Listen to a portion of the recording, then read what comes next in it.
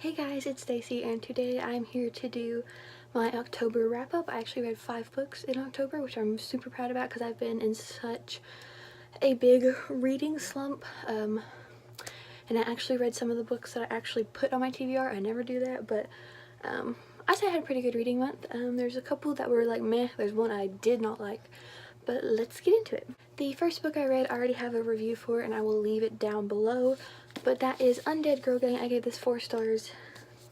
This was a really cute mystery thriller type book about a witch who brings her best friend and her two like frenemies back from the dead to figure out what happened to all 3 of them. And it was so cute, so interesting. I didn't like the first 60 or so pages, but after that I loved it, and it was just perfect for Halloween. The next book I've already like unhauled and got rid of because I did not like it, and it was The Masked Truth by Kelly Armstrong. I was super disappointed in this book. I gave it 2 stars. I love Kelly Armstrong's Sea of Shadows trilogy, which is a fantasy trilogy. This was like a thriller about these kids who go on this retreat for like mental health patients and stuff with their like therapists and stuff. They go for the weekend, but somehow they end up trapped in here, and these guys in these masks have come to kill them, whatever. Did not like it at all. At one point it was just focusing on how much the 2 main characters liked each other even though they were running for their lives. That was the only thing they were thinking about.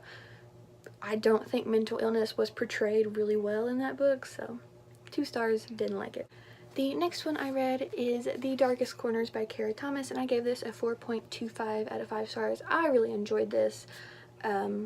It was so creepy and just perfect. I flew through it. It's about a girl who goes back to her hometown after something happens to her dad, and so she goes back, and when she was little, her and her best friend put somebody in prison for murder, even though they weren't sure if it was him. So it goes from there. The main character's name is Tessa. I really love Tessa. She grew so much through this book.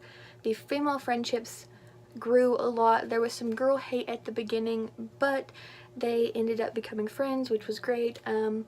There were kind of 2 storylines in this, and I feel like Kara could have made 2 books out of this, like a duology, first for the first mystery part I talked about, and then there's a second one I'm not going to talk about because I don't want to spoil it, but the ending,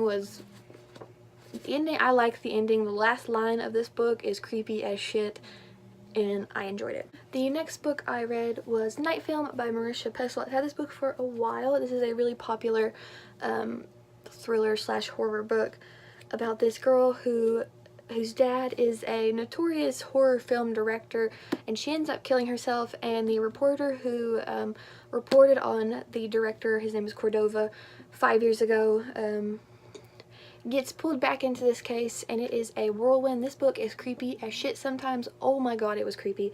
I had nightmares about this book, but then the motherfucking ending sucked ass. The ending of this book made no sense. It made the whole book pointless. I did not like the ending. So I gave it 4 stars because I fucking loved it through the most of it, so I still gave it 4 stars. But dear god, the ending. I hated it so much. If the rest of the book wasn't amazing, this would have got like 1 star because of that ending. But 98% of this book was phenomenal. And the last book I read was Burning by Daniel Rollins, who is aka Daniel Vega, author of the Merciless series. This book is the first book in like a companion duology about these girls who are in juvie, and this little girl shows up named Jessica, and weird things start happening. I enjoyed this book. I gave it 3 stars. I wanted to love it more than I did, but I still really enjoyed it, and I like it a lot. It just didn't completely click with me, and I wasn't very emotionally attached to these characters. But Jessica was my favorite character. She's like a 9-year-old little girl who is creepy as fuck, but I loved her. The female friendships grew in this book. The main character, what is our main character's name?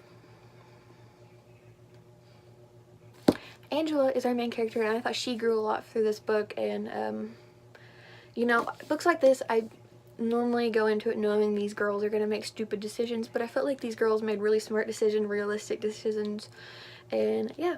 It's set in juvie. I really liked it. I'm excited to read the companion to it. I don't know if it's gonna like take place in this same like type of world or whatever, but yeah, that is all that I read this month. I hope you guys are having a great day, and I will see you guys in another video. Bye.